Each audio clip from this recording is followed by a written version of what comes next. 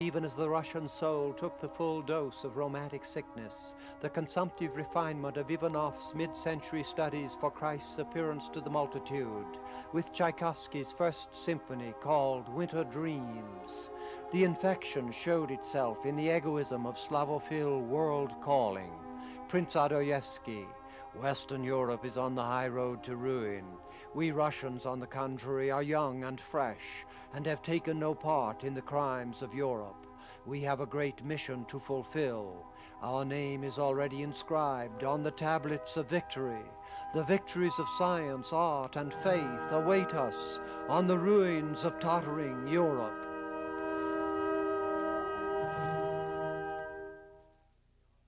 From that romantic longing, the arts of Russia veer to modernism with the rest of Europe.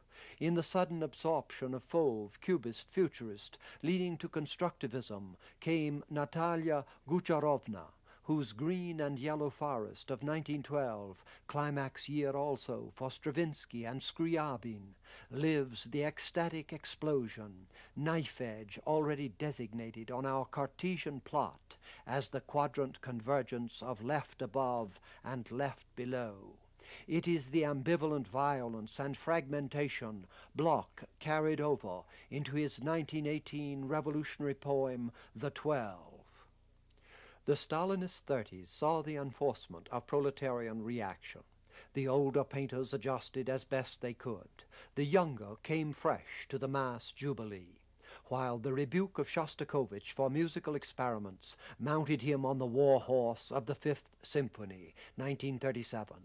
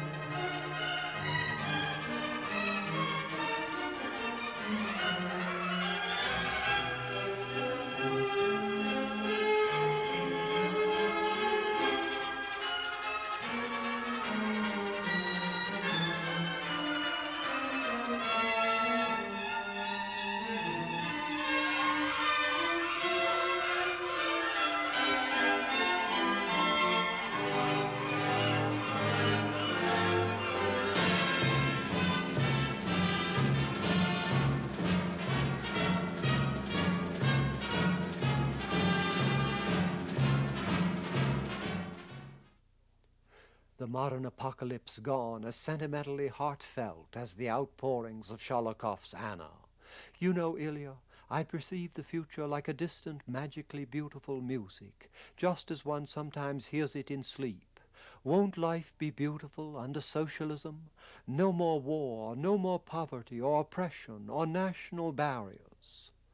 Though against the Nazi overstretching, this believed propaganda might almost have tipped the heavenly scales to a prophecy of Leningrad.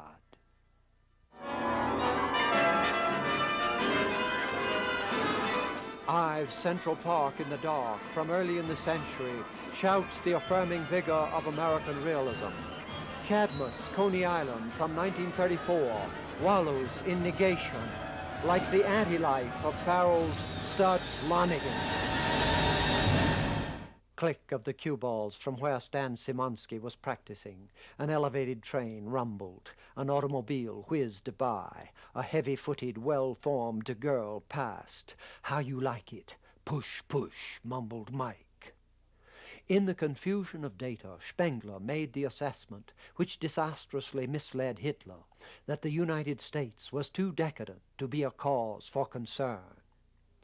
10 years before Cadmus cartoon realism, Stuart Davis had given negation the acid bath of the abstract, joining Dada in lower left quadrant debunking. Cummings at the same time hatched Poem, or Beauty Hurts Mr. Vinyl. Take it from me, kiddo, from every BVD, let freedom ring. America, I love you.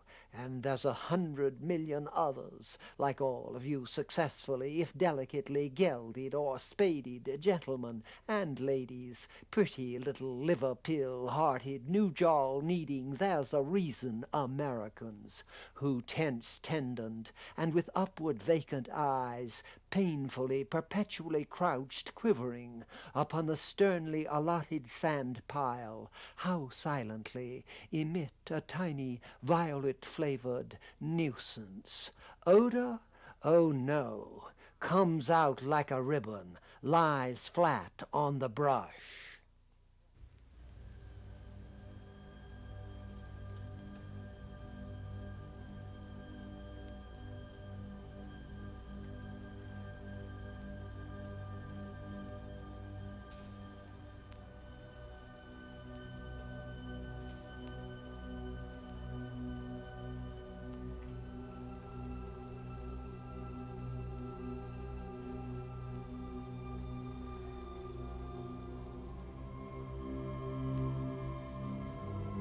Where was the rapture with which America had faced the century? For Frank Lloyd Wright, the 1907 Coonley House opened 50 years of radiance, and surely this living room accords with the mysterious web of Ives' 1908 unanswered question, though for Ives the power to compose would wane after the 1916 war. And Pound, before the embitterments and crippling misjudgments of the later century, how he glows with Sappho and Troubadour and early Yeats, Doria. Be in me as the eternal moods of the bleak wind, and not as transient things are, gaiety of flowers. Have me in the strong loneliness of sunless cliffs and of grey waters. Let the gods speak softly of us in days hereafter. The shadowy flowers of Orcus remember thee.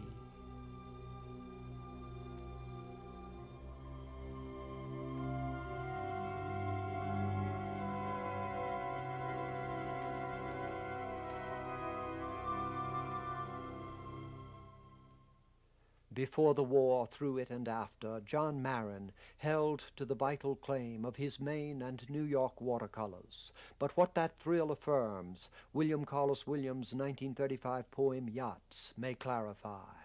The whole sea become an entanglement of watery bodies, reaching from the dead to be taken up, they cry out, failing, failing, their cries rising in waves still, as the skillful yachts pass over.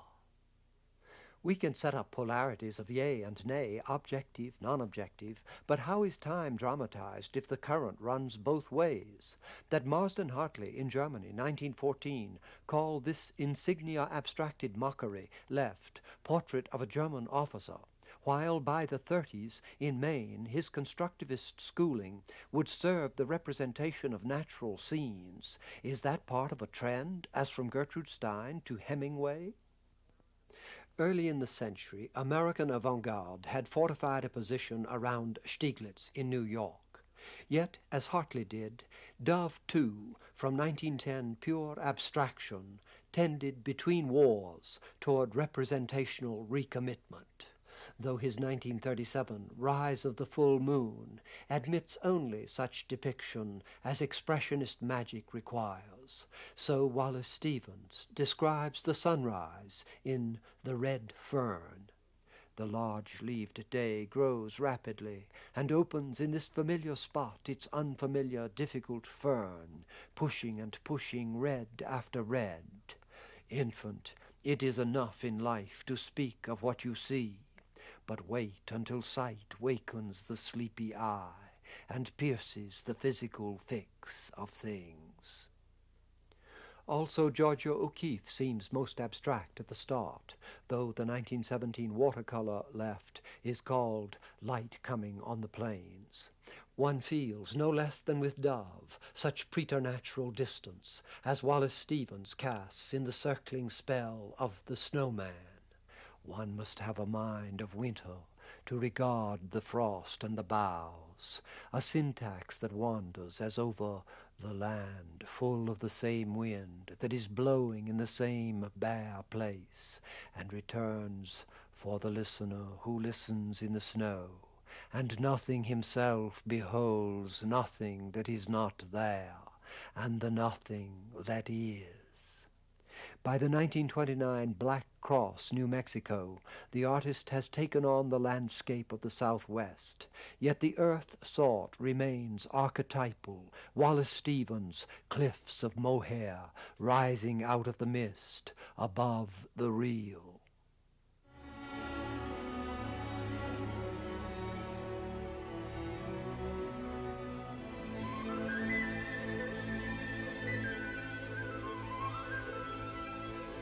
In Europe, in France, in Paris, the abstract current was also countered, though not by the nature awe of the New World. Bonnard, who at the sardonic turn of the century had exchanged Nabi prophecy for post-impressionist delight, here at the close of the First War and against the acid of Dada, greets the armistice as with the memory of Ravel's Daphnis and Chloe, before the shells had torn pastoral Arden. And when Braque, drafted from Cubist experiment to be wounded and trepanned, returned convalescent to more than 40 years of still life synthesizing, were those color-muted geometries fixations of the drier 20s, or already, after pre-war collage analysis, insistencies on a reliable realm, Rilke's custom, treu sein einer Gewohnheit, his saying house, bridge, fountain, gate, jug? For sensuous affirmation within the current of avant-garde itself, Matisse asserts a presence as continuous as the lovers and dancers of Yeats. I am of Ireland, and the holy land of Ireland. Come out of charity, come dance with me in Ireland. So Matisse, from his radical fauve beginnings, left no more doubt how strong that lifeline was than the Yeats of 1899. They will all come up to me with "Here is the fiddler of Dooney," and dance like a wave of the sea.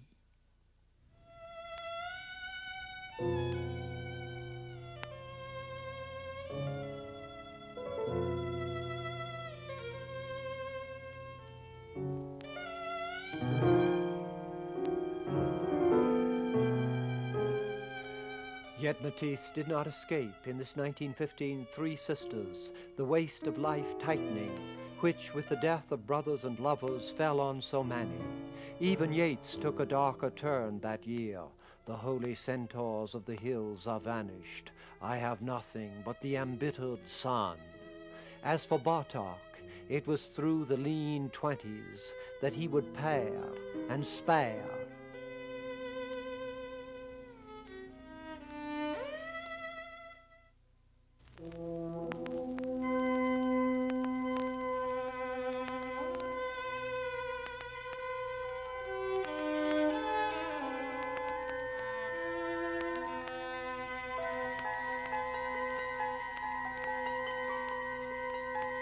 Matisse, however, in this still life of 1922, has already recharged the sensuous.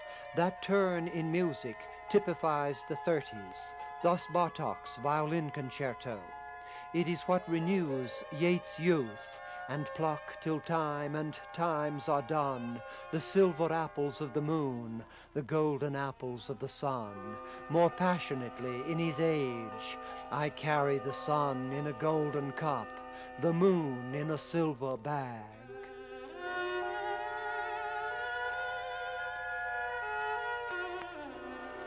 As he approached 70, Matisse achieved an ultimate physicality in a form of radical reduction, that of the paper cutout.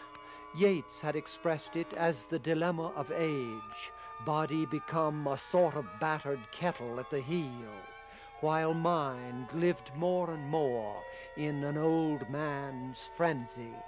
Never had I more excited, passionate, fantastical imagination, nor an ear and eye that more expected the impossible.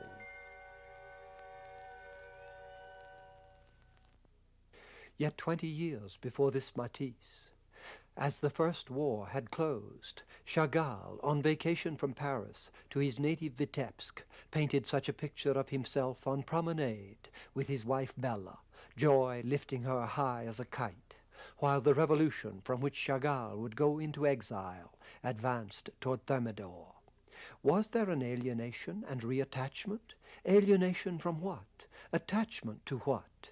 If mystery is the attachment, it comprises alienation. Yet Chagall, too, was most abstract in those early works, whereas in his later, as in this picture of the same Bella, begun in the 30s and transformed in 1945 after her death, when she became the mystical Jewish bride, mythic sentiment and the luxury of paint are heightened together. Chagall was in Connecticut when he reworked this canvas. But the avant-garde response to the human plight was international. The years that led Max Weber from Cubist detachment in the Paris of 1917 left two musicians. To the vortex of 1944, these Holocaust refugees called wayfarers right. Also took Wallace Stevens from 13 Ways of Looking at a Blackbird. A man and a woman are one. A man and a woman and a blackbird are one. To his wartime Martian cadenza. What had this star to do with the world it lit, with the blank skies over England, over France, and above the German camps?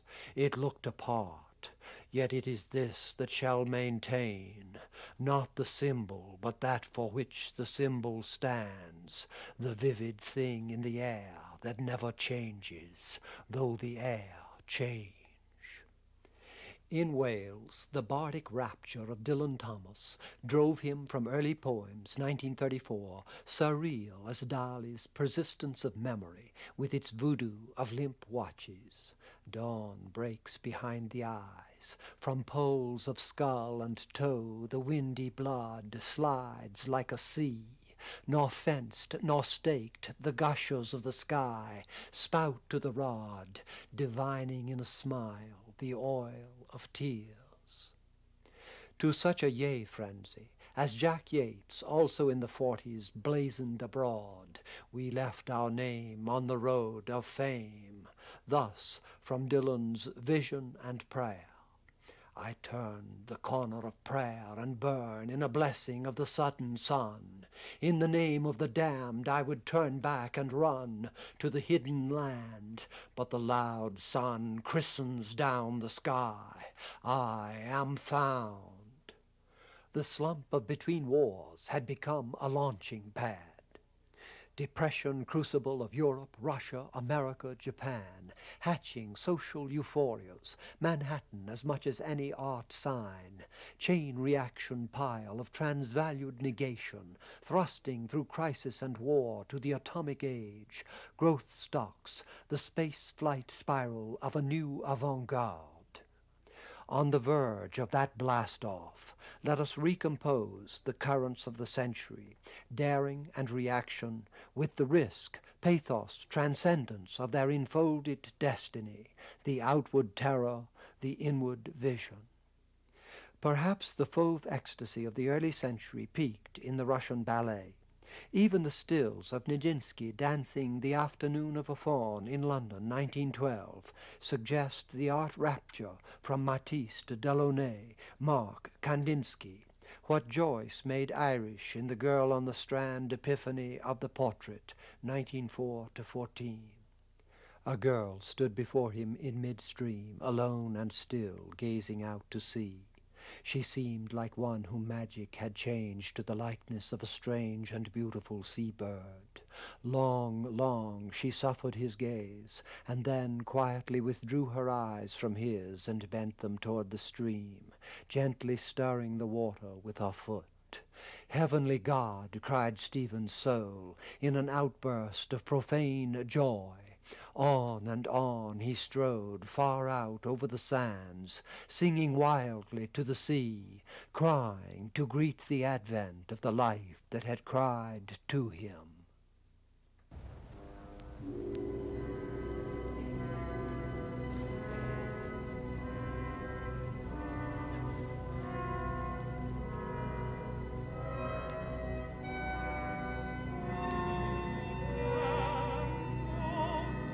Though beneath the projected joy of Nijinsky was the fleeing feminine persona he recorded in the child limitation of his arc drawings, and as he approached the break of dementia, the mask of his demon pursuer Diaghilev. That turn to terror is implicit in the final dance Nijinsky talked of performing, Le Mariage avec Dieu. Rilke had bared it in The Destructive Angel, Berg in Wozzeck's Murder and Suicide by the Haunted Pond.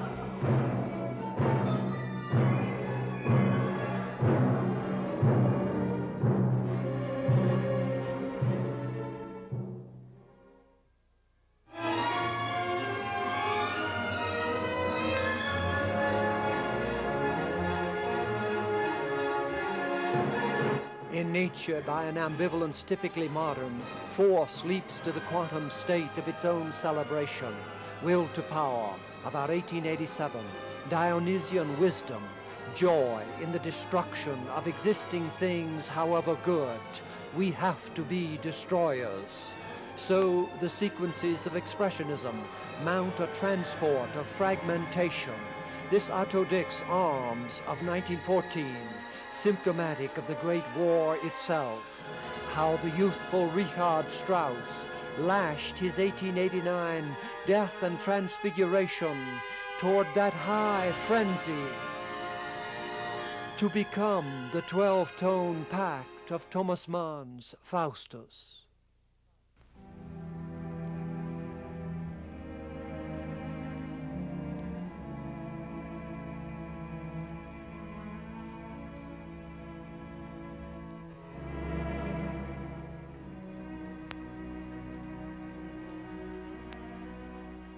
It took a woman, Kita Kollwitz, to foreshadow the human reality of that night trudge over no man's land.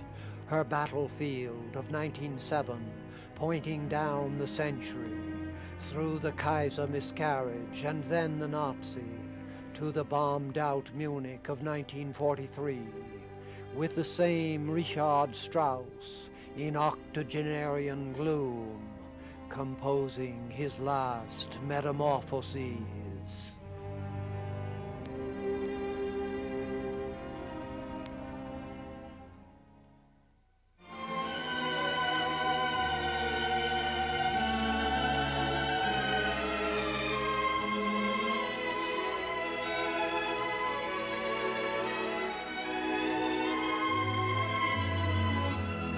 And when the first trench slaughter had eased, it was Kita Kollwitz whose lithographs would show the Weimar racking of the soul.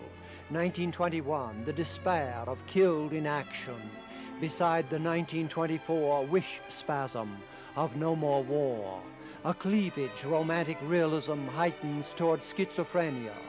It is still Hegel's paradoxical rise out of a fruit turned to poison. Still the Western cycle as convergence of Götterdämmerung and paradisical hope.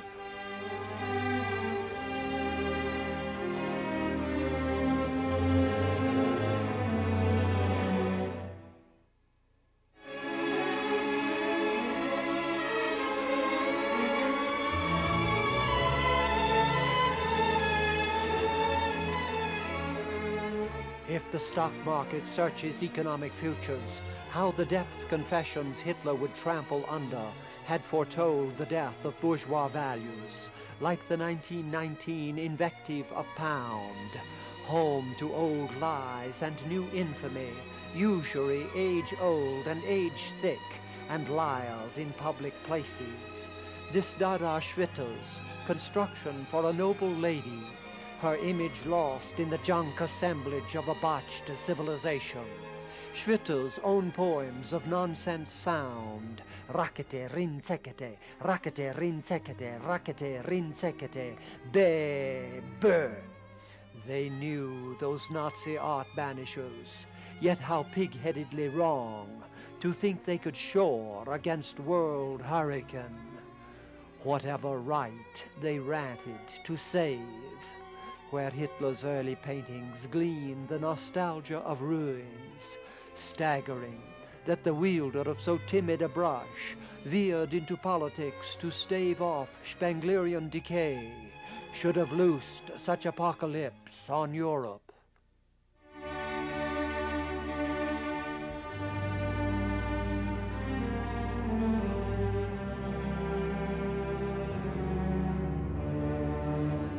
German modernism went into exile. The year of Hitler's rise, Klee, dismissed from the Düsseldorf Academy, withdrew to his home in Switzerland.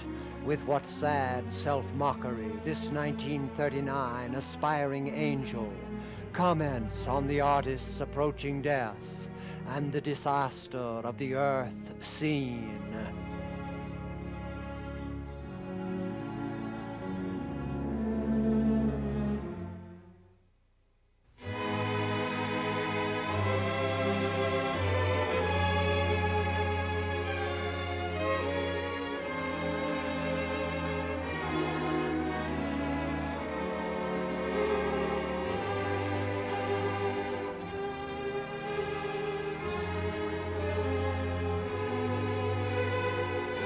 Against that poignant foreclosure, official German art, like a Wehrmacht invasion, stormed the northeast quadrant of our style chart, the yay cry of realist reaction.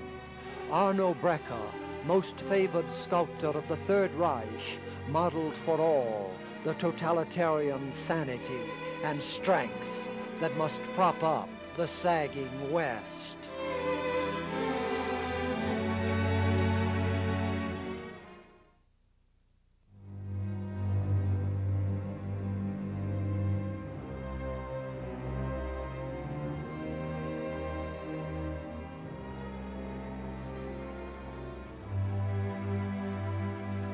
From that upheaval, what could the old avant-garde of embittered excoriation do but record from the stations of their exile, with Mann and Hindemith in an already crusading America, or with Strauss indeed, immured in wartime Munich, the confirmation of their worst fears, these moldy scarecrow veterans of George Gross's A Piece of My World.